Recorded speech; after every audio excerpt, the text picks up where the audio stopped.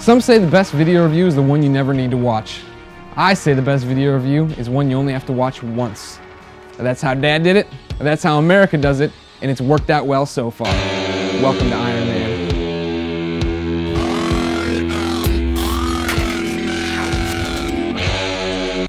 Johnny Stark, don't you feel he's a cool exec with a heart of steel? All ships ablaze, he's fighting and slicing with your culture blade. Amazing armor, There's Iron Man. blazing power.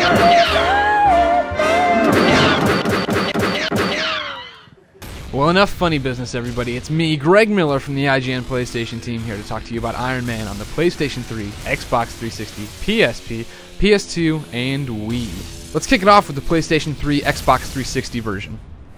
To begin with, let me be the first to say, this game sucks. Oh my god, ladies and gentlemen, I haven't thrown a controller since 2002, but this game had me hurling controllers all over the IGN office.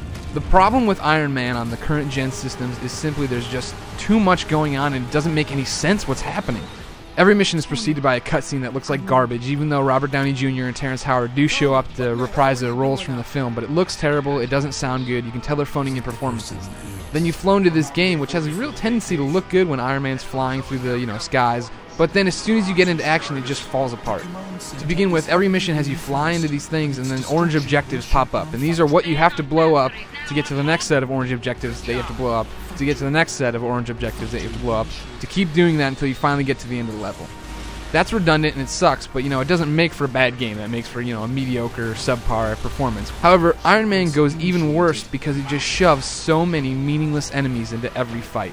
You'll be trying to make your way to this orange objective and bombers will start coming in and dropping nukes on your head, and there'll be guys on the ground shooting RPGs at you, and then there's rocket launchers. Then there's dudes over here in the tank, and it just gets crazy, and it's so bad that you literally have to play the game like a coward. See, every mission has these orange objectives, which are what you have to do, but there's these secondary ones, like take out all these missiles before they blow up neighboring towns, while doing your main mission of saving Pepper or doing whatever you actually have to do as Iron Man to progress the game. However, personally, I find myself abandoning those missions and just being a complete pussy.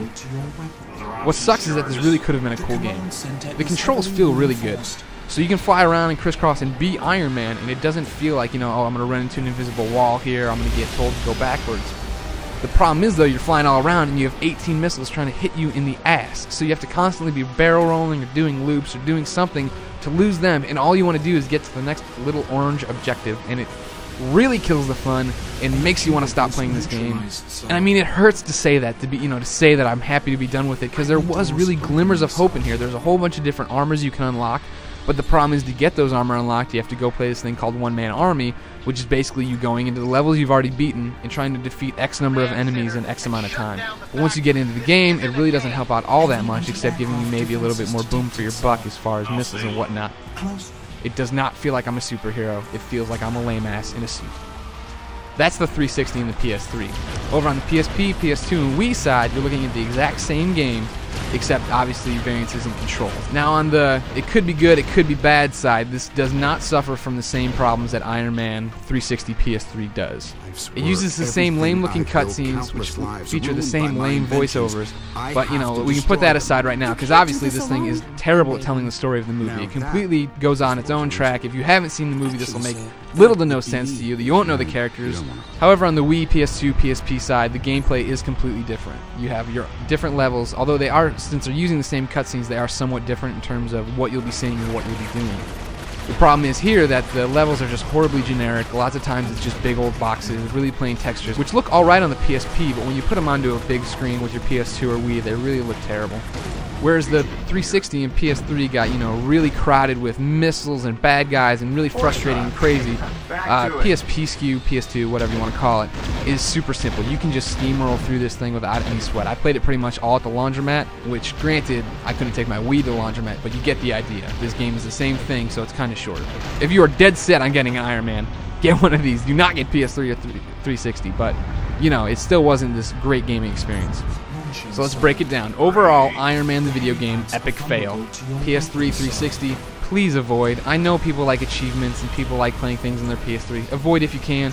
PSP, Wii, PS2, not great games, not terrible games. If you desperately need to try to be Iron Man, have at it. So that's the video review for Iron Man. I hope you enjoyed it. I know it's early to talk about sequels, but if Sega's planning an Iron Man 2, I am available for all mocap work. And until then, you should probably just check out IGN for the full written review. Thanks, guys.